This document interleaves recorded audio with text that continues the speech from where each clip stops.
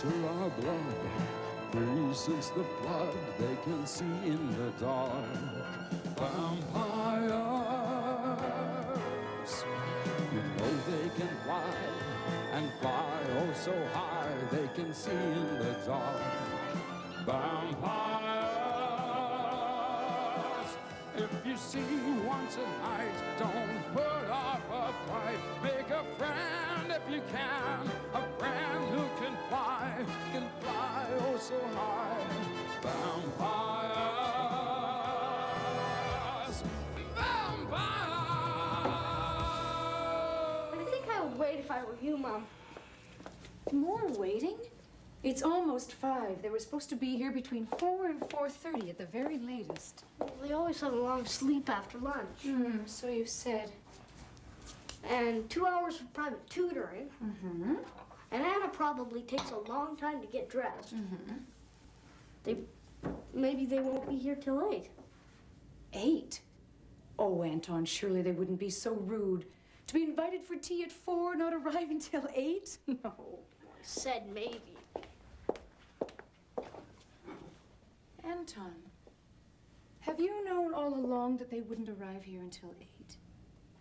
Well, I knew they might be a little late, but... Let's phone them. Well, they don't have a phone. No phone?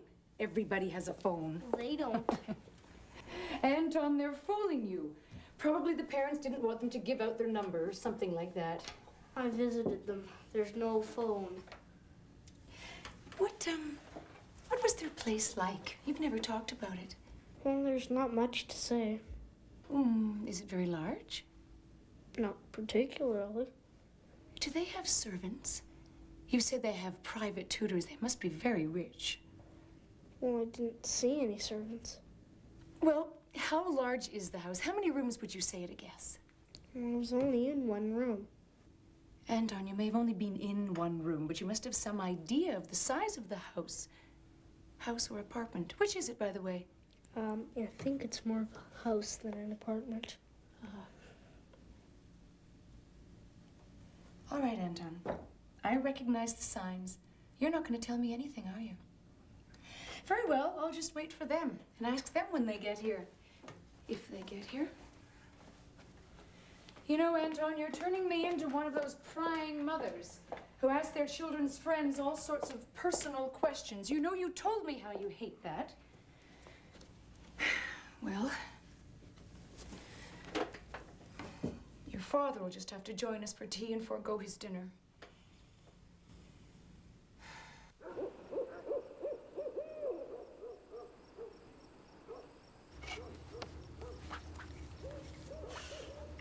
Can you help me tie this?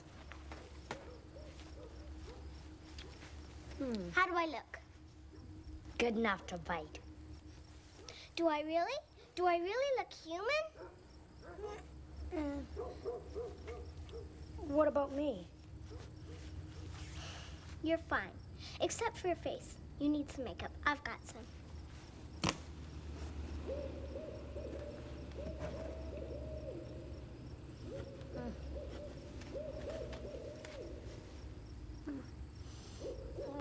This is never gonna work.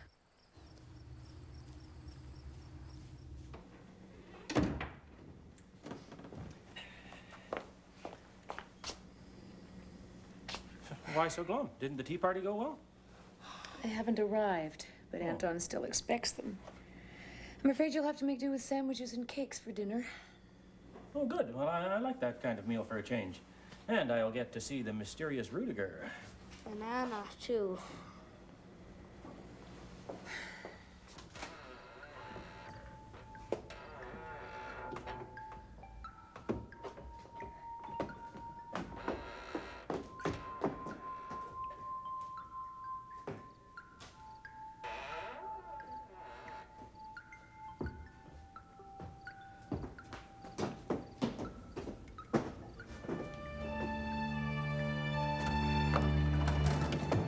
I shall follow them. I shall cling to their cloak tails. And when I find out where they are, I shall return to fetch you. It's Lumpy. I blame Lumpy. He's been consorting with humans for months now. Don't blame Lumpy. he has kept his friends utterly in the dark as to who he is. I fear that this is far worse.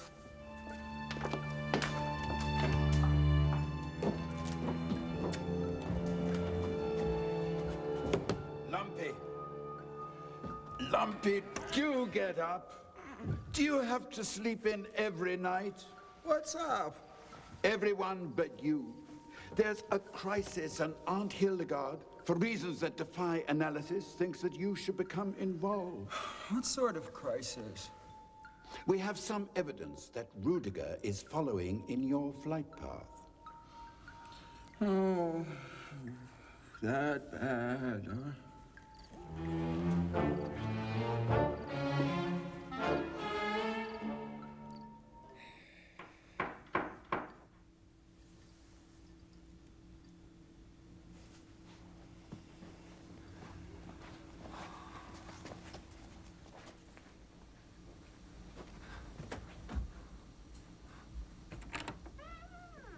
Welcome. Come in.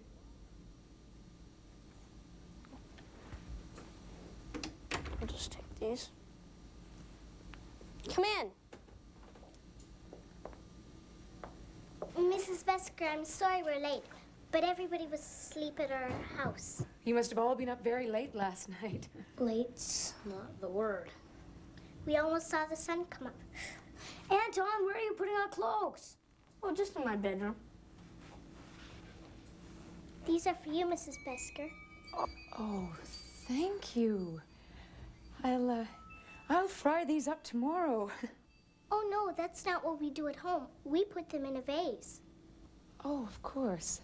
Say, isn't that Anton's sword? That looks just like one that we, Yes, I traded for it. I loaned him an extra cloak I had. But you know all about that, Mrs. Besker. You repaired it. I thank you. Oh.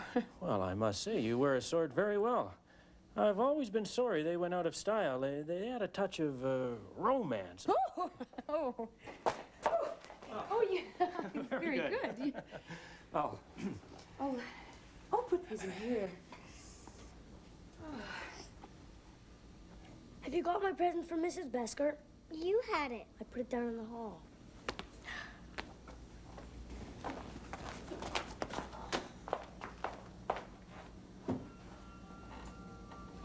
I hope you like moss rocks. Oh, I love moss rocks.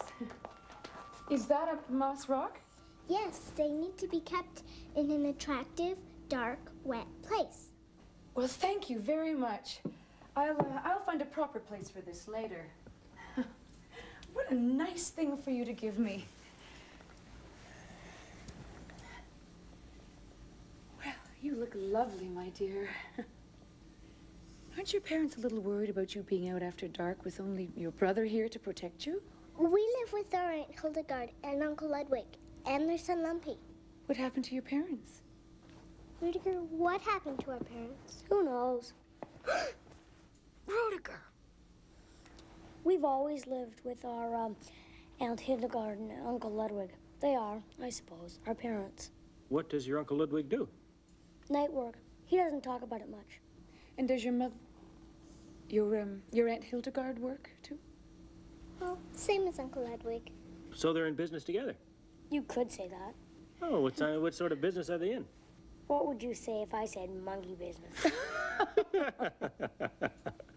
Well, then I would say that you are trying to avoid telling me what they really do. They don't do anything. They don't need to. Oh. Well, I think since we're a bit late, we should start. Now, it is only tea, but I think we should sit up at the table. I hate trying to balance things on my knees, don't you?